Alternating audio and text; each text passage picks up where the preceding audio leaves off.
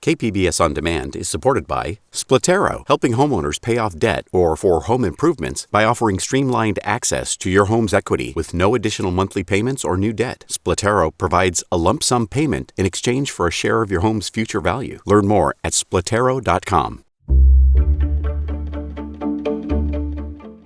Good morning, I'm Debbie Cruz. It's Monday, June 3rd. San Diegans react to former President Donald Trump's guilty verdict. More on that next. But first, let's do the headlines.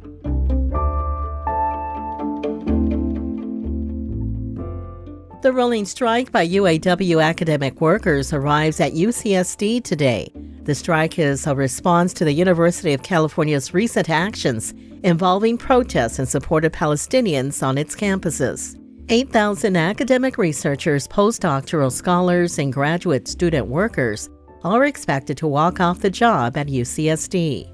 Sarah Van Dyke is one of the head stewards. Students at our campus are going to be standing up to strike, which means we will be withholding all labor that brings value to the university. That includes things like grading, teaching, and our research.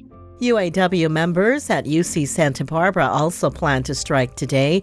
The union says academic workers at UC Irvine will walk out on Wednesday. The former superintendent of Poway Unified School District has filed a lawsuit against the district. Marion Kim Phelps was fired in April after an investigation into her apparent bullying of Del Norte High School students. Phelps allegedly targeted members of the softball team after her daughter did not receive adequate applause at an athletic awards ceremony. In her lawsuit filed late last week, Phelps denies these allegations and claims she wasn't given a fair hearing by the school board. The complaint asked the court to set aside the termination. A spokesperson for Poway Unified did not respond to a request for comment before our deadline. After years of delays, the mastermind behind one of the largest bribery and fraud schemes in military history is set to be sentenced this November. Former Navy contractor Leonard Glenn Francis pleaded guilty to bribery and fraud charges in 2015. He was not sentenced at the time because he was the government's star witness against dozens of Navy officials facing bribery and conspiracy charges. He escaped from house arrest in San Diego and fled to Venezuela in 2022. He returned to the U.S. in a prisoner swap in December and is in custody in San Diego. In court Friday, Judge Janice Martino set Francis's sentencing for November 5th. From KPBS, you're listening to San Diego News Now. Stay with me for more of the local news you need.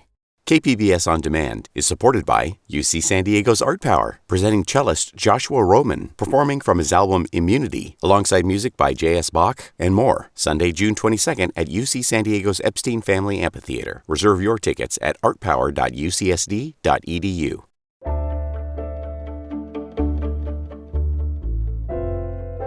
On the heels of last week's guilty verdict for former President Donald Trump on all 34 felony counts of falsifying business records, reporter Melissa May got local reactions. San Diegans weighed in on the guilty verdict of former President Donald Trump. Oscar Castellanos is a Republican Trump supporter and says the verdict is dangerous and scary. I was very upset. I was very sad. Like I said, I'm a very strong Trump supporter, Republican supporter. I was very upset of everything. Democrat Jared Zachary says he is both excited and surprised about the guilty verdict against Trump. I think so far, him as an official has shown that he can get away with a lot, and so I didn't really think that any body or jury was really going to keep him accountable, and so I was surprised that he was found guilty on all counts. Sentencing for Trump is set for July 11th, and he could face up to 4 years in jail. Legal experts say Trump going to jail is unlikely, especially for this type of crime. Melissa May, KPBS News.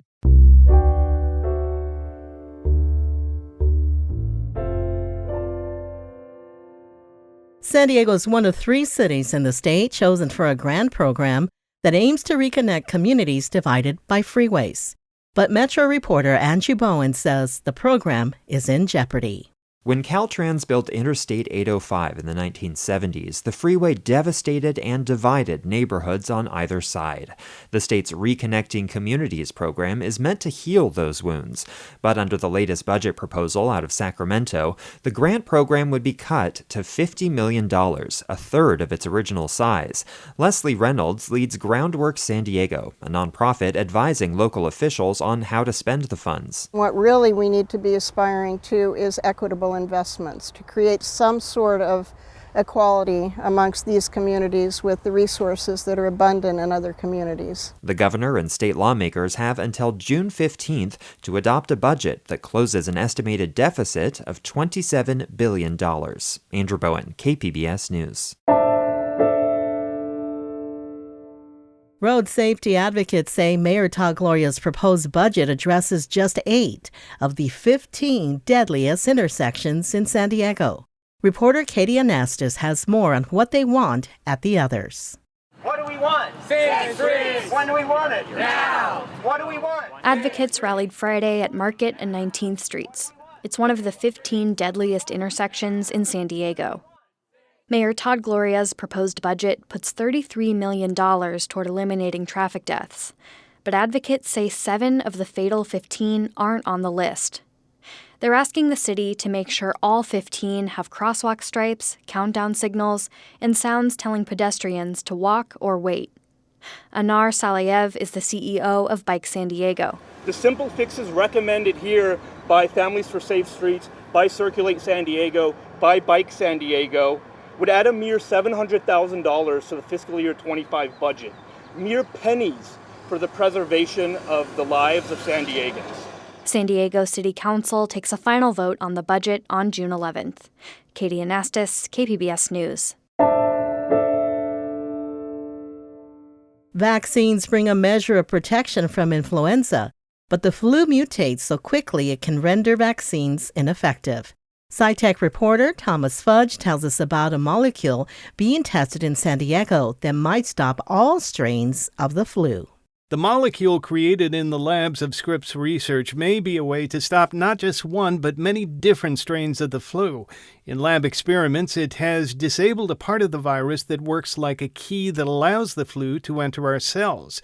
Dennis Wolin, a biologist at Genentech, began his work on the molecule while running his lab at Scripps. That's sort of where the issue is with vaccines, is that they're so specific that sometimes they miss the mark if we're infected with another strain of the virus. This is because the molecule binds with a part of the virus that is the same in many strains of the flu. Scripps research biologist Ian Wilson says it would be very valuable to have a flexible flu medication on the shelf for future pandemics. We're worried at the moment for these new H5 ones, which we've seen that are spreading throughout the world. They started in wild birds, but they've been spreading to mammals. If all goes right, the therapeutic model could be taken as a pill, not a shot. But so far, all research has been done in vitro. Animal trials will be the next step. Thomas Fudge, KPBS News.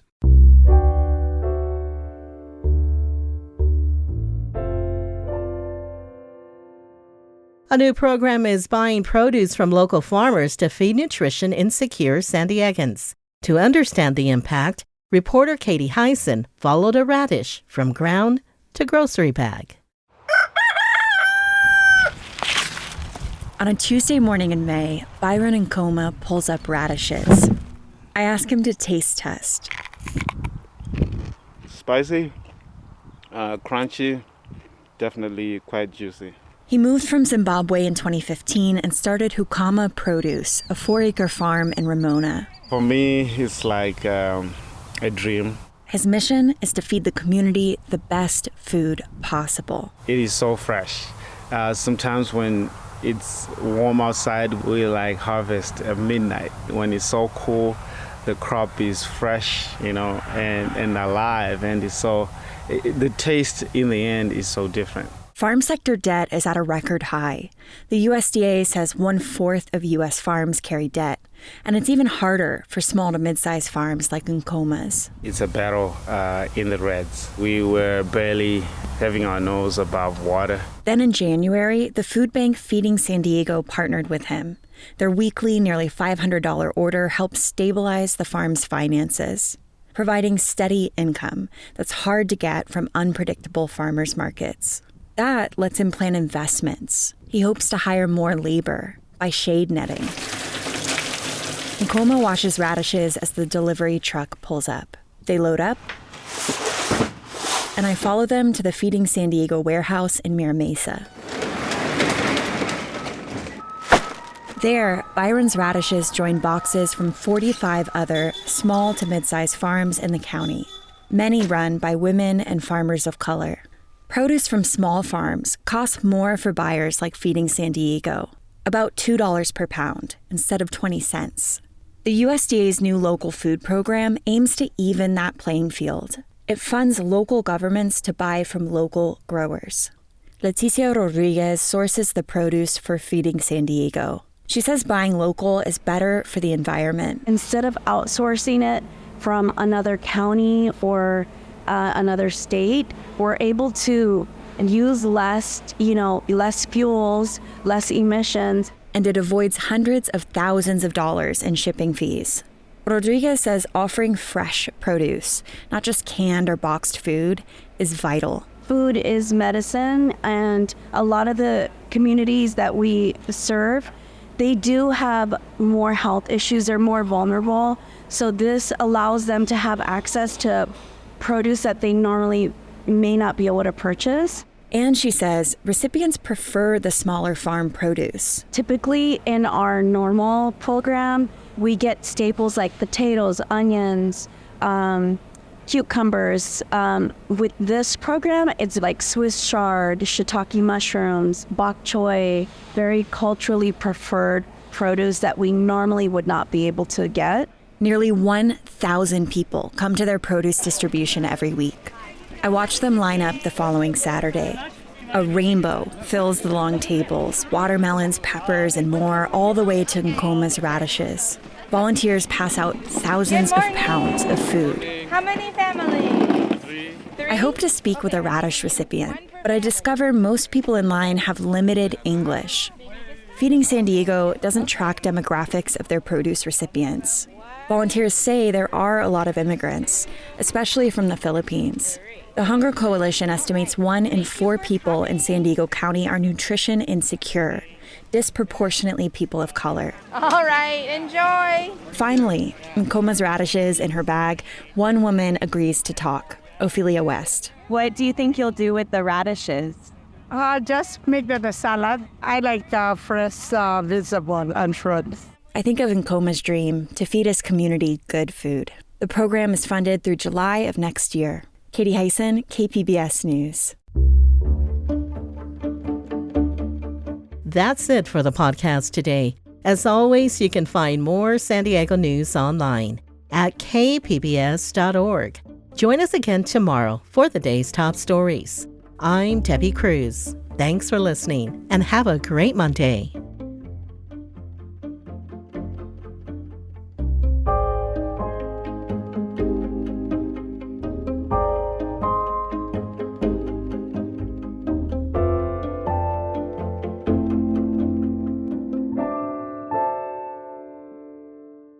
KPBS On Demand is supported by Splatero, helping homeowners pay off debt by offering streamlined access to your home's equity with no additional monthly payments or new debt. Splatero provides a lump sum of payment in exchange for a share of your home's future value. Pre-qualification is available at splatero.com.